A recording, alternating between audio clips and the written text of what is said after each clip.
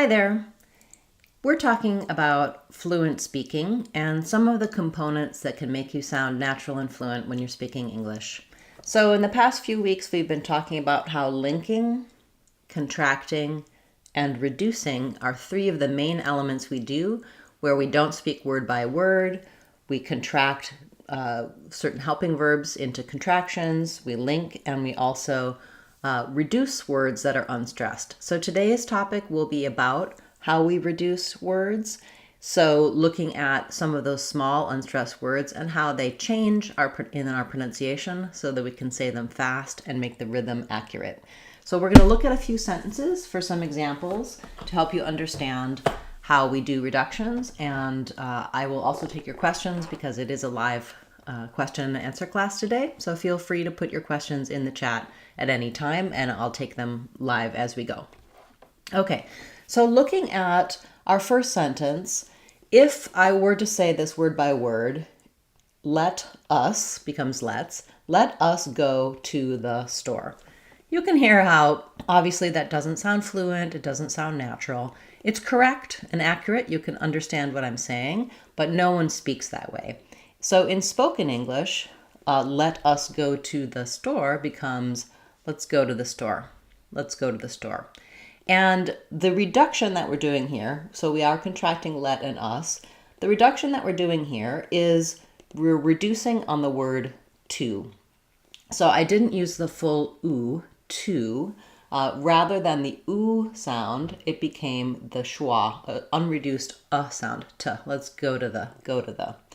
And that's because go and store contain the information we need to know in this phrase, and the other words need to be quick, unstressed, and connect so that we maintain the stress-timed rhythm of English.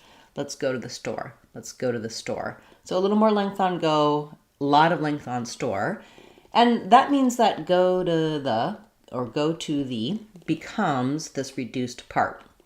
So to is one of our commonly reduced words, and to can become a few different things depending on where it is. So it can become ta. So I can say go to the store, or to the movie, or to talk, to eat. So the oo becomes an sound. Sometimes I even think of it as almost having no vowel. I like to go, I like to eat, to talk. It's a very short, very reduced vowel there. And then when I have the T sound coming between two vowels, it can actually become more of a flap. So my to, in that case, becomes more of a duh, or just duh. So go to the. So it's just like in a word like water or better, where we flap that T when it's followed by something unstressed and it's between two vowels. Same thing happens to here. So you will hear to the, and also to the, go to the. Again, very short, almost no vowel there. I do have several videos talking about how to use reduced to and how to practice this. We don't reduce the number to, that keeps its oo, and we don't reduce I'm going to go to.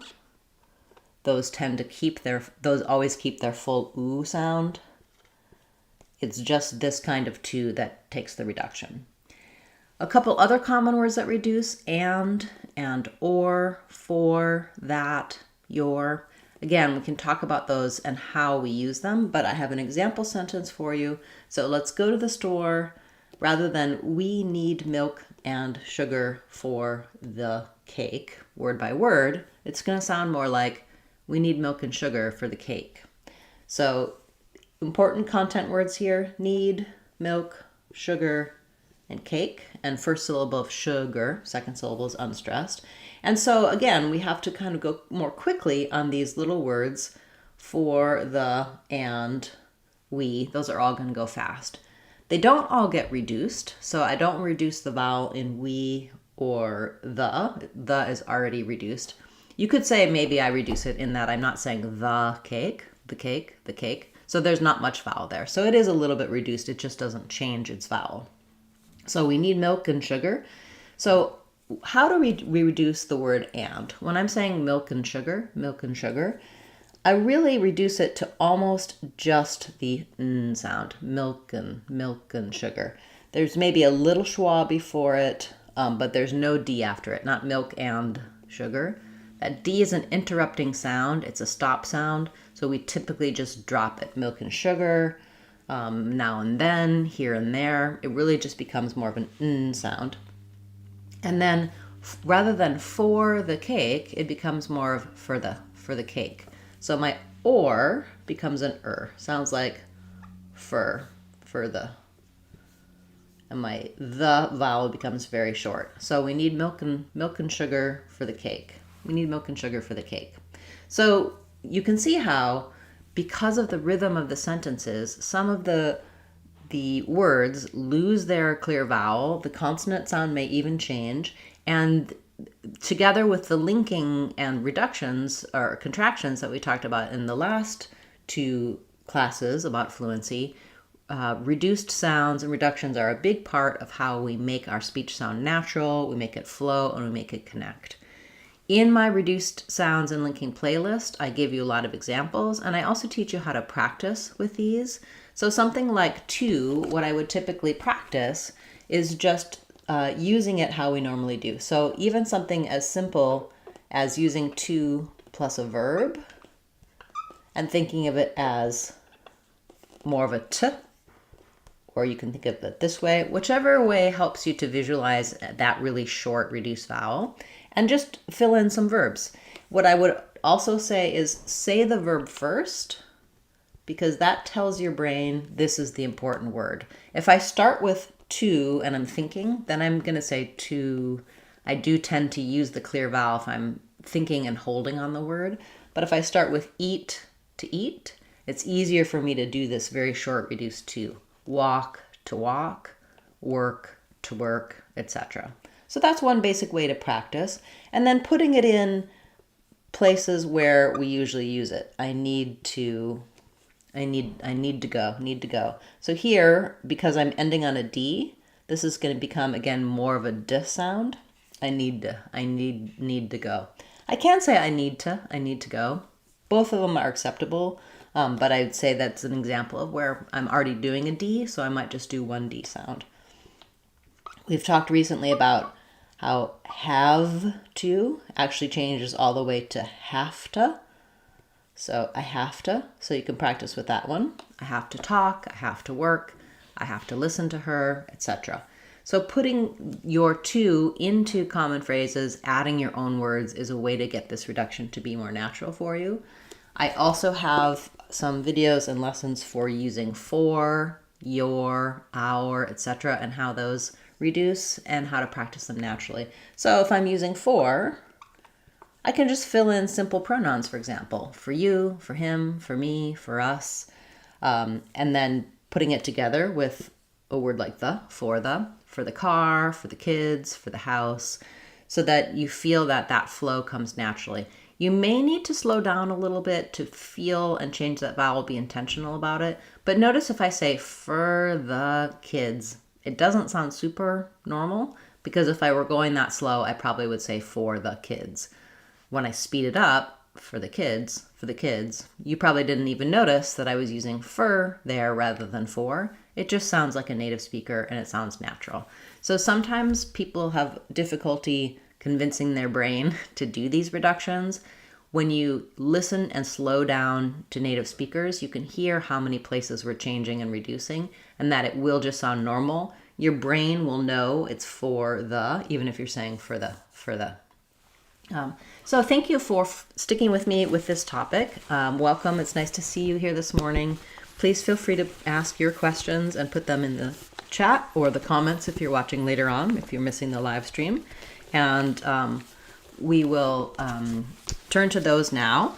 I have a video that just released this week that I'm really excited about that I'd like to tell you about, which is looking at how accent can affect our success, both in our career and our personal life and our communication.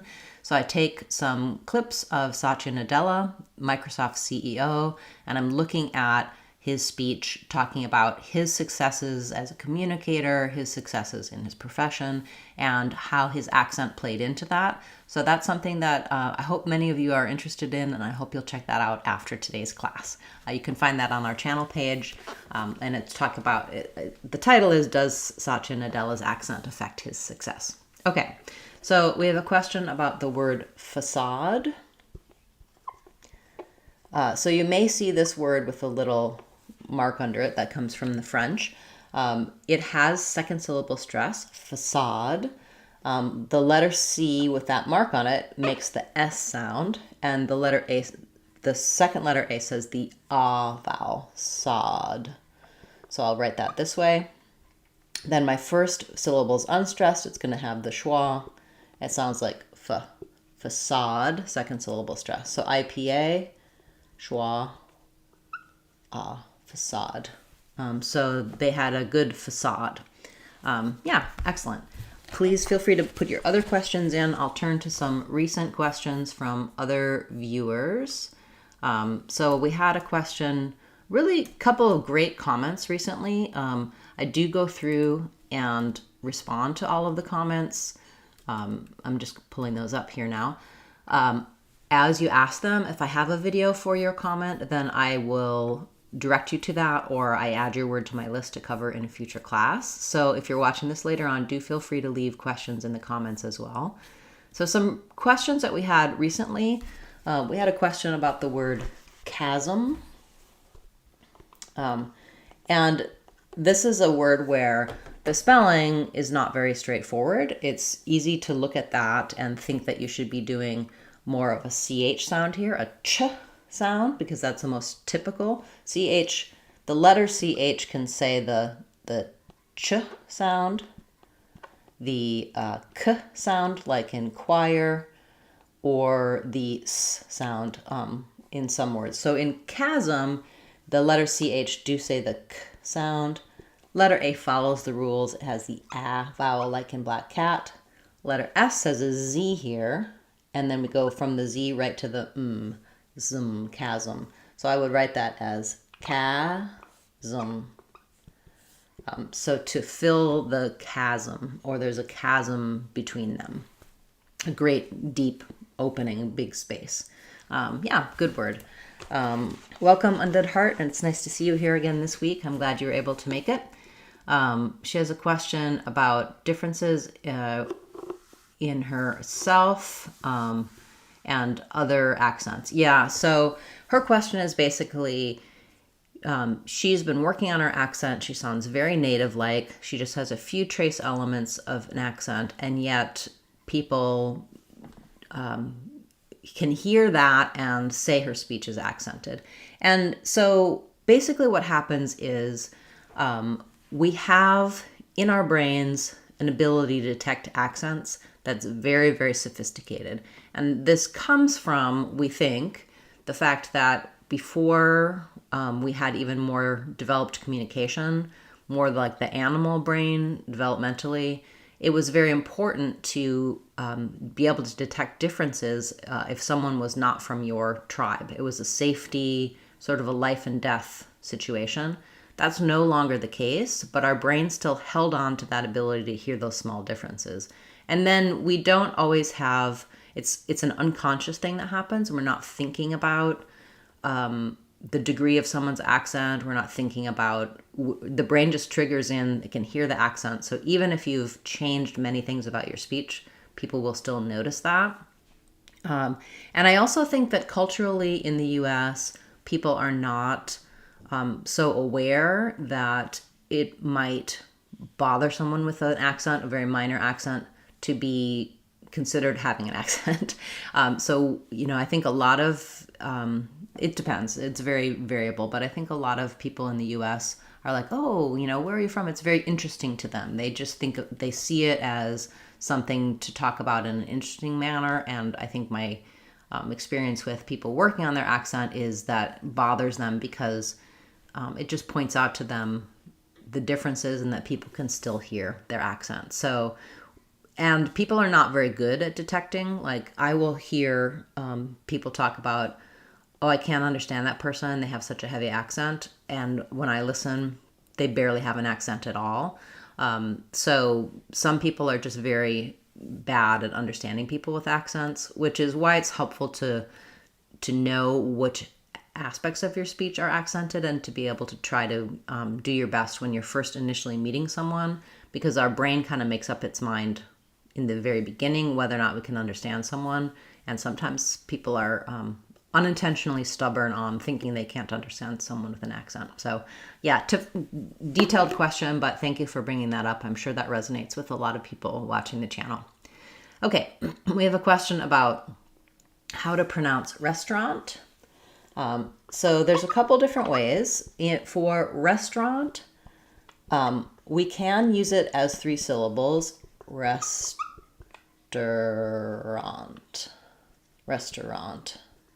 But we tend to, with words that have an unstressed in the middle, sometimes we just drop that syllable and it becomes more like restaurant.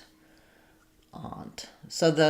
And we also, in this word aunt, we have kind of a nasalized ah sound before our N.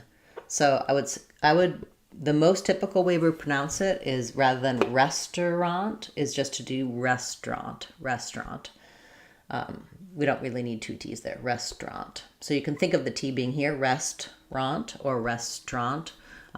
What happens is we just lose that syllable in the middle and the R just jumps together with the T. So I'll meet you at the restaurant. I do believe I have a video for that goes into more detail. After class, I'll put some links in the comments and in the description so you can find that video.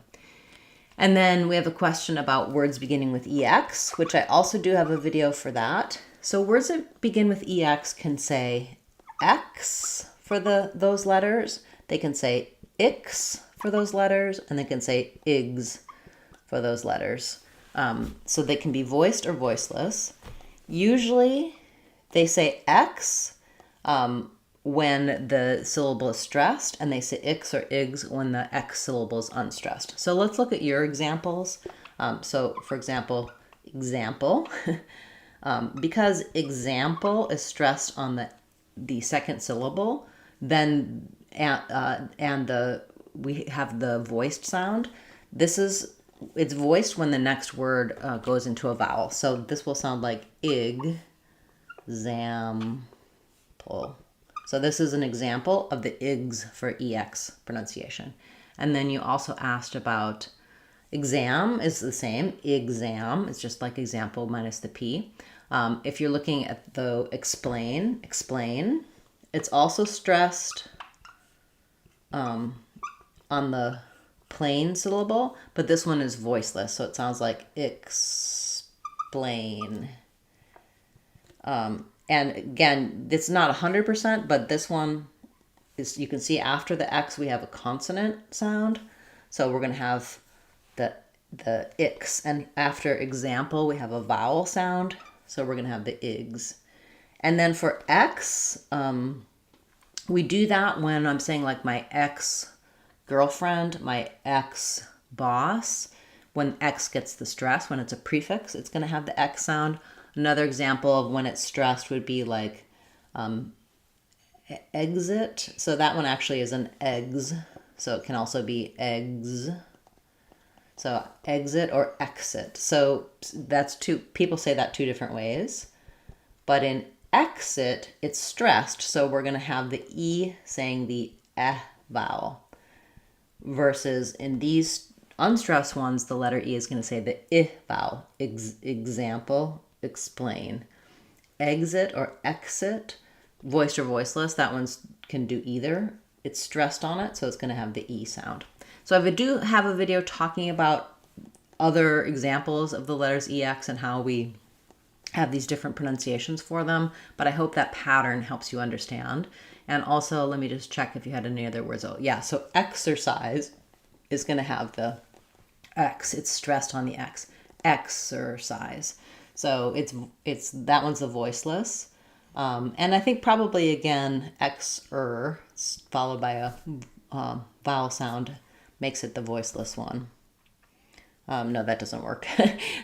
These are followed by consonants. So I'm not sure, I can't think of the exact pattern and rules. It's a little bit complex, but the main thing you want to think about is stressed E is going to say eh, unstressed, E is going to say I, and then you can look at my materials for knowing which ones are voiced and voiceless in the other video that I'll link after class in the comments. Okay, thank you. That's a good question and something that people don't even always realize, that the letter X is saying the K and S sounds or the G and Z sounds. It's a little bit tricky. Okay, wonderful. Thank you for the support on the video about Saatchi Nadella, and I hope that all of you can watch that. I'm really feeling like it's a good way to look at accent patterns and talk about accent, the big picture of how our accent affects us, because a lot of people tell me about their struggles, like Undead Heart was describing, and it's really something that that in many cases does not have a negative impact, and in some cases does, and that's very personal. So wonderful. Okay, we have a question about the words sovereign. So let's look at that word sovereign. Again, I think this one comes from the French. So it looks like it, again, should be 3 syllables, sovereign. And this is the spelling for, if we had this by itself, it would be rain. But here, because the stress is on the sa syllable, it becomes just rin instead of rain. So sovereign is an ah for letter O, that follows the rule. And then we have our reduced, we missed that not sovereign. We typically, in the dictionary, it might show it with an optional schwa there, most people will just say sovereign. So there's a question about whether or not Taiwan will remain a sovereign country, and that's been in the news because of Trump's visit to China and meeting with Xi Jinping. Okay, sovereign. Yeah, good word. I'm not sure if I have a video on that one or not. And then we have a question about questionnaire. So for questionnaire, we have kind of a French theme going. A lot of the words coming to English from French in today's class. So like in the French, questionnaire is going to be stressed on the air syllable. The vowels are a little bit different in the French. So for question, letters Q, U say the qu sound. Letter E is going to say the eh, like in red tent. Letter S is there, and then the TI is going to say the ch sound, question. So think about like question. And then lastly, this air, the E is silent, and it just is like the word air. So I filled out the questionnaire.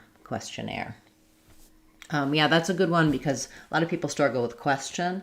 And question has first syllable stress, but questionnaire has final syllable stress. Thank you. Thanks for being here and for your additional questions. Okay, and then we have a question about almond. So almond has several different correct pronunciations. This vary by the region in the US and by individual. I say it as almond, where I'm not making a strong L there, but I'm using the same vowel I have in all, so it's kind of the dark L and the ah vowel. You can think about it like ah. Some people will use more almond with no vowel, so you can hear almond, almond, almond. These are all correct. Yeah, so I would say most typical, if there's no L, you're going to hear it more like almond. I don't think this A ever says almond. I don't think anybody says it that way. So you can have all with a full L, almond, almond, or almond. I go with somewhere between these two is where my almond lies. I do have a video talking about different ways that people say almond, and lots of debate about that word and lots of strong opinions. So listen around you and hear the way you're hearing people say it if you want to kind of blend in with your surroundings. Okay, good. And then for tuition, let's look at how to pronounce tuition. it's a good example of, we have two vowels in a row, so we're going to do some vowel to vowel linking in this word. So it's going to have the clear oo. So unlike our shortened t of the two we talked about in reductions, we're going to have the full oo sound. And then the stress is on the I syllable. So as I connect between that rounded oo and the unrounded I, to I, that w will just sneak in there and glide and connect. I don't need a strong w, but in order to make it not sound like just tishan or tushan, to have the two syllables, to I, we definitely need to have that vowel to vowel linking. So then my I syllable is stressed, to I. Again, we have the ti here. In question, it was more of a ch.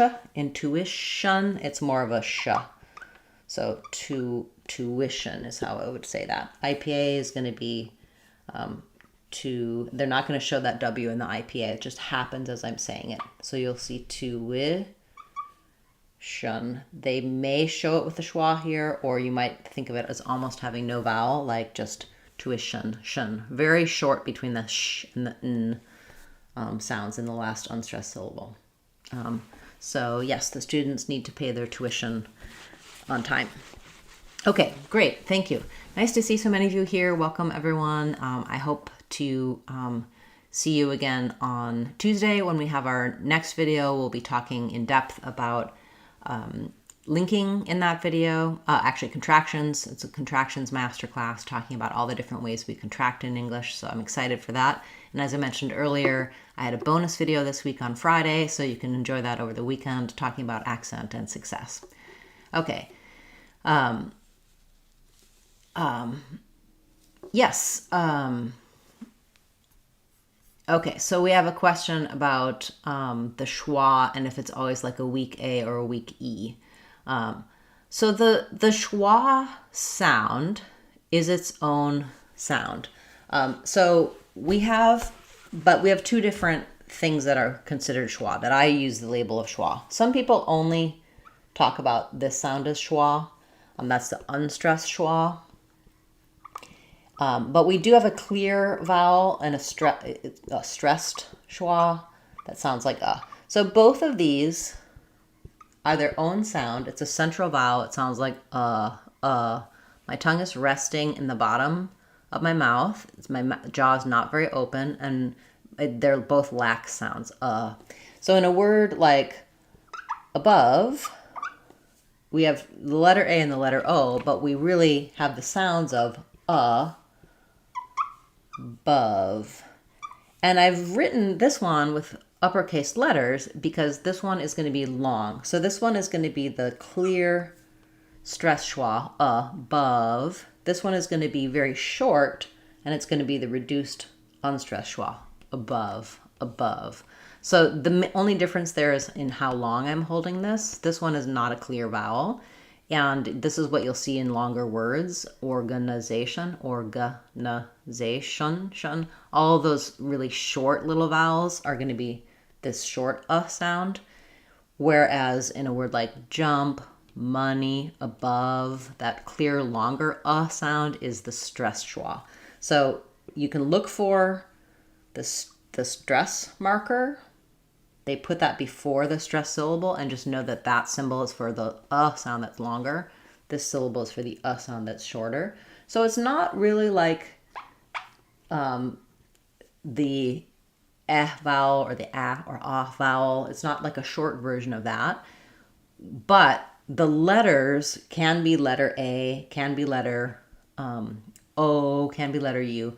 For letter E, if I'm saying a word like return, for example, I might say it with a schwa, return, but in the dictionary, often they're going to put that as a short reduced I sound. So the I vowel, like in it and did, also has a short, clear, reduced version, not clear, reduced. So in return, the dictionary is going to show it as an I. I might even say it with a schwa. The difference there is the I is just a little higher and the schwa is a little more central. But for these reduced vowels in general, they're so short that the placement doesn't matter so much. If I say return or return with a long clear vowel, you can really hear the difference. If I just say return, I could be anywhere in this range. It's just a reduced vowel. So when it comes to schwa, it's got two different sounds, a stressed and an unstressed, and the clear and reduced vowels can be slightly different sounds. That's more of a spelling convention, with letters I and E usually being in the dictionary as an I, and letters A, O, and U usually being in the dictionary as an I think what other sounds are in the word determines where and what we're saying for I versus in the reduced vowels. But just trying to keep those very short and not give it any of an E, any clear vowel at all is the key to saying those correctly. So that kind of fits into what I was saying with using like reduced to and etc. That this becomes more of a really short little sound, t. This becomes more of an n. So this vowel, if I'm saying you and I, the becomes more of a like a little tiny sound before my n, or almost nothing there. You and so more of a syllabic n. So those reduced vowels happen in our reduced words as well. So that's a good pertinent question that you asked, because being able to do the schwa and the reduced sounds helps you with your fluent speaking. Okay, great. We have a question about the word genre. So another one from the French.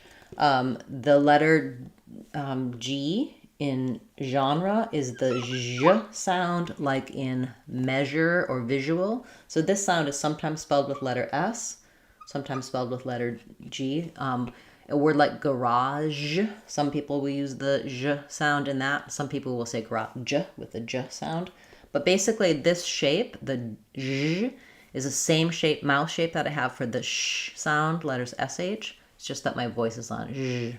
And then letter E in this word says ja, genre. And then we use a schwa at the end for American English. So a little different than in French, first syllable stress. I usually write the j with zh. We don't have that spelling in English, but if I write it with s, it's not very clear. So I would say Jean with an here, genre. So genre. I've always liked that genre. Okay, good question. Thank you. I do have a video for genre that goes into more detail as well, if you'd like to see that after class.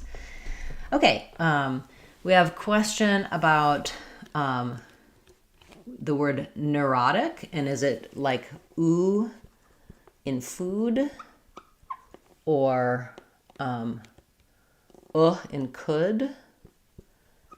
Yeah, so in neurotic, the way I say it, I actually just use like in bird, but some people will say more like neurotic.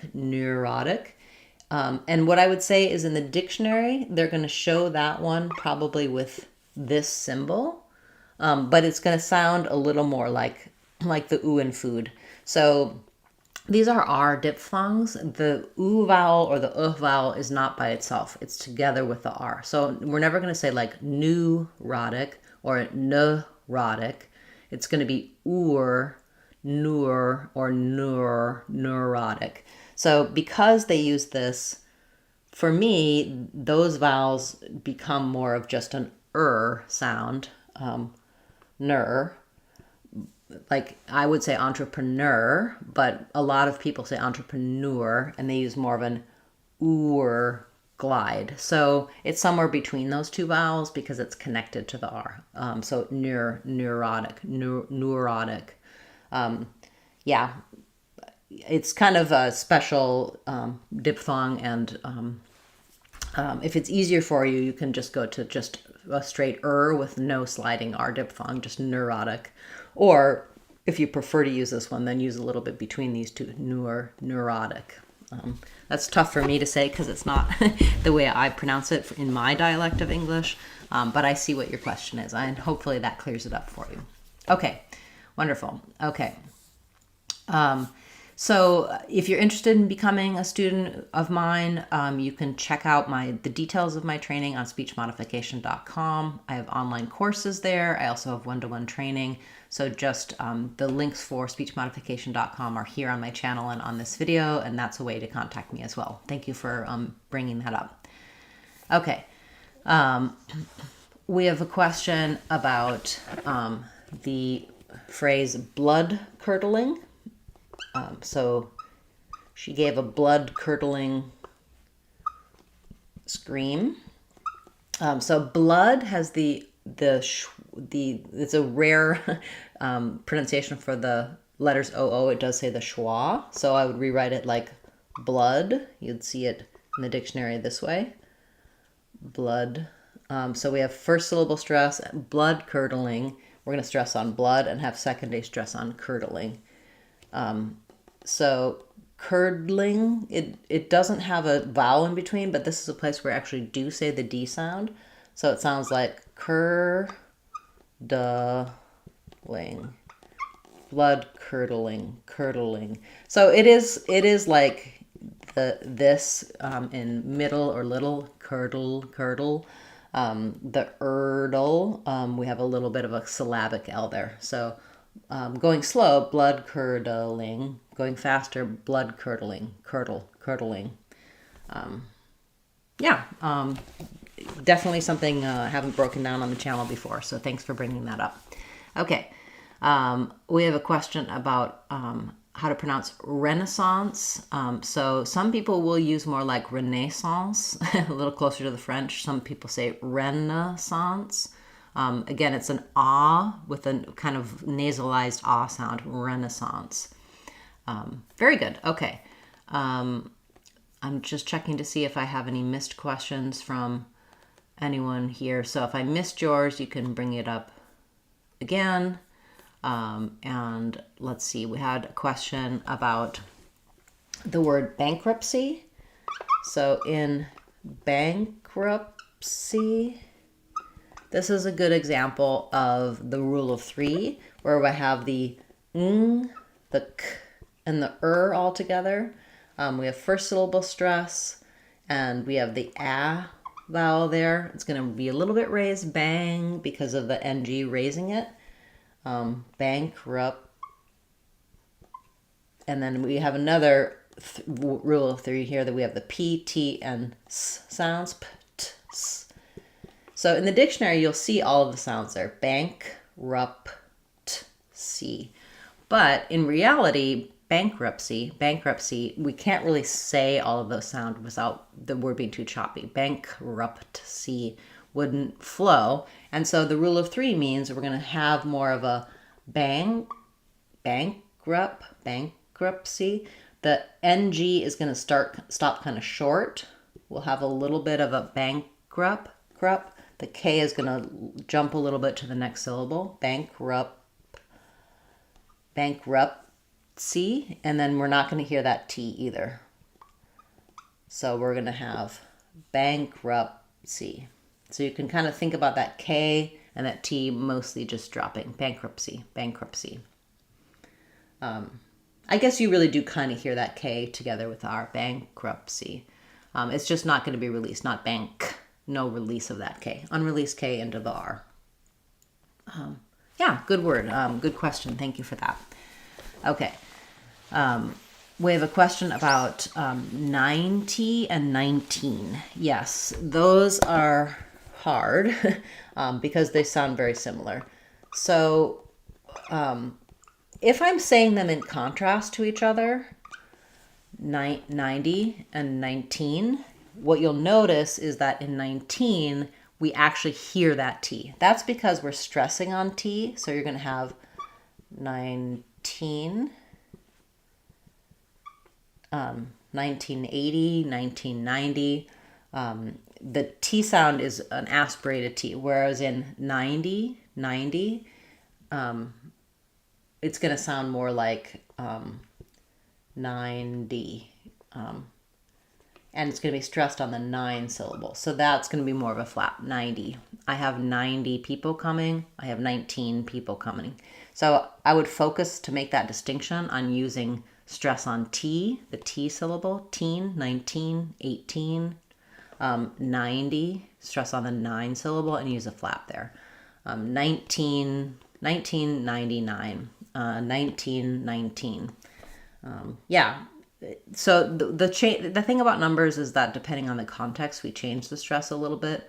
So if I have like 80, 90, I'm going to stress more on the first syllable. 89, 99, I'm going to stress more on the second part of that combination of the number. But the D is going to stick for 90 and the T is going to stick for 19. Yeah, I hope that helps.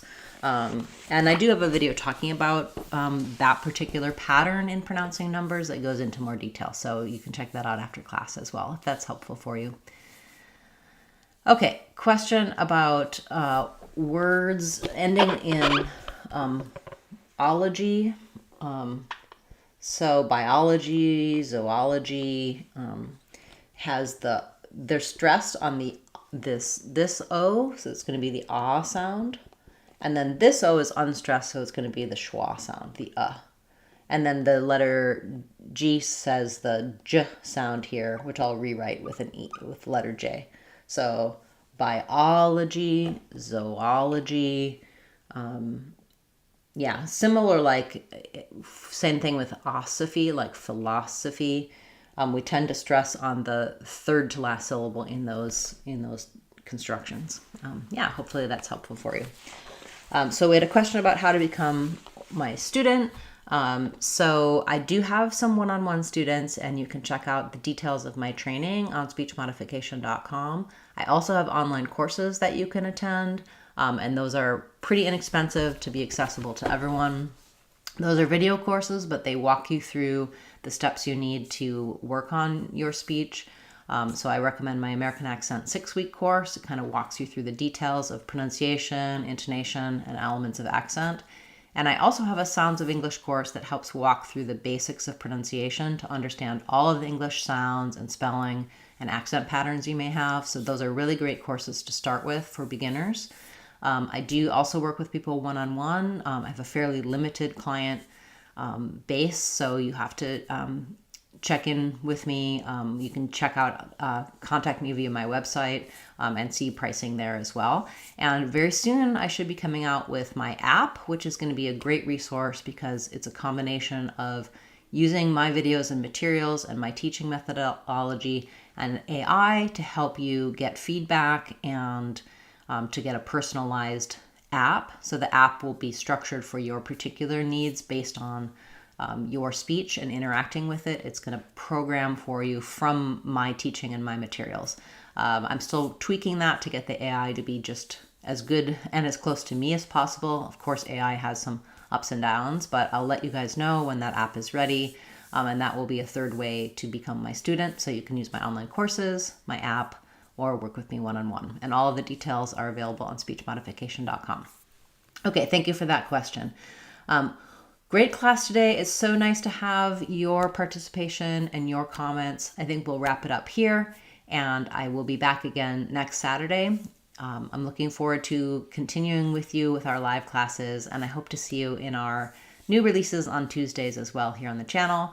And after class, head to my video that came out yesterday and check that out. I think you'll really enjoy it. Thanks so much, everyone, and have a wonderful weekend. I'm Christine Dunbar from Speechmodification.com. Remember, if you want to sound like a native speaker, you can do it. Speechmodification.com. Bye, everyone. Hope to see you again soon.